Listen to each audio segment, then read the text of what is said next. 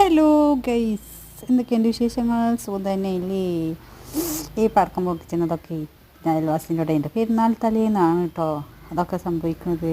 അയൽവാസിൻ്റെ കൂടെ കണ്ടപ്പോഴാണ് കേട്ടോ എനിക്ക് ഓർമ്മ വന്നത് ഞങ്ങളോടുള്ള പൊട്ടിക്കാലോ. അപ്പം നാത്തൂൻ്റെ കുട്ടികളും ഉണ്ട് കേട്ടോ. അപ്പം അവിടുന്ന് ഇങ്ങനെ നാത്തൂൻ്റെ കുട്ടികളിങ്ങനെ പറയുന്നുണ്ട് നമുക്ക് പൊട്ടിച്ചാന്നൊക്കെ പറഞ്ഞു മുത്രയ്ക്കേനി കേട്ടോ. അപ്പം നാത്തൂൻ്റെ കുട്ടികൾക്ക് അവിടെ മുത്തച്ഛന് കൊണ്ടുവന്നതാണ് കേട്ടോ പൂത്തിരി. ഇതാണ്ടോ കൂടുതലും കൊണ്ടുവന്നത്, ഇതാണ് അവൾക്ക് ഇഷ്ടം കേട്ടോ. അത് തന്നെ വേണമെന്ന് പറഞ്ഞാണ്ട് തുറക്കത്ത് കണ്ടില്ലേ പൂത്തിരി, അതുപോലെ തന്നെ വേണമെന്ന് പറഞ്ഞാൽ 2-3 കൊണ്ടുവന്നതാണ് കേട്ടോ. മുത്തച്ഛനാണ് കേട്ടോ ഒക്കെ പൊട്ടിക്കുന്നത്, ഞങ്ങൾക്ക് പേടിയായിട്ട്. അപ്പോൾ ഒരു പിന്നെ എന്താ പടക്കമൊക്കെ പൊട്ടിച്ചുമ്പോൾ അവൾക്ക് പേടിച്ചിട്ടോ ആ കുട്ടിയൊക്കെ ചെവി ഒട്ടിച്ച് കുത്തിരക്കട്ടെ രസം കഴിഞ്ഞിട്ടോ.